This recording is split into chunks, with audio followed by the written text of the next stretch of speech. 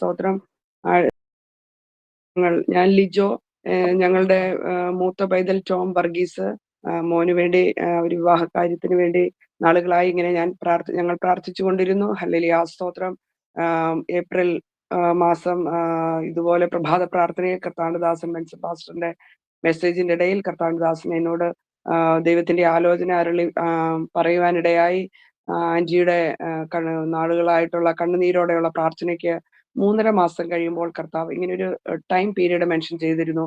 ദൈവം ഒരു വിടുതൽ അയച്ചിരിക്കുന്നു എന്ന്. അപ്പോൾ സത്യത്തിൽ ദൈവത്തിന്റെ ആത്മാവ് തന്റെ ദാസനിലൂടെ പറഞ്ഞതെന്ന് ഞാൻ അപ്പോൾ തന്നെ മനസ്സിലാക്കി. ഹല്ലേലൂയ. പറയട്ടെ ദൈവജനമേ, ഹല്ലേലൂയ. കൃത്യം 3.5 മാസമായപ്പോൾ പൈതലിനൊരു തക്ക സമയത്തൊരു വിവാഹാലോചന ആദ്യത്തെ ഫസ്റ്റ് കടന്നു വരുവാൻ ഇടയായി.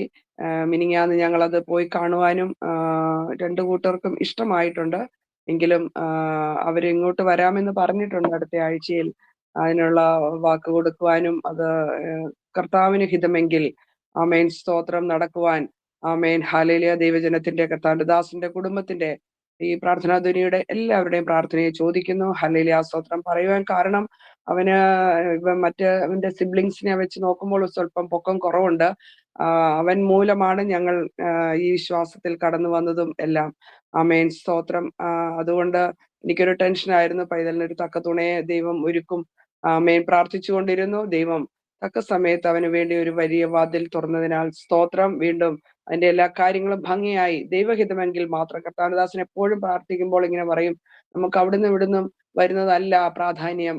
ആമേൻ നമുക്ക് നമ്മുടെ കുടുംബത്തിൽ ചേരുന്ന ദൈവഹിത പ്രകാരം മാത്രമുള്ള ആലോചന കടന്നു വരുവാൻ, അപ്രകാരം തന്നെ ആയിരിക്കാൻ വീണ്ടും ദൈവജനത്തിന്റെ ശ്രദ്ധയോടുള്ള പ്രാർത്ഥനയെ ഒരിക്കൽ കൂടെ ചോദിക്കുന്നു. എല്ലാവർക്കും അടിയന്റെ ഹൃദയത്തിൽ നിന്നുള്ള നന്ദിയെ അറിയിക്കുന്നു.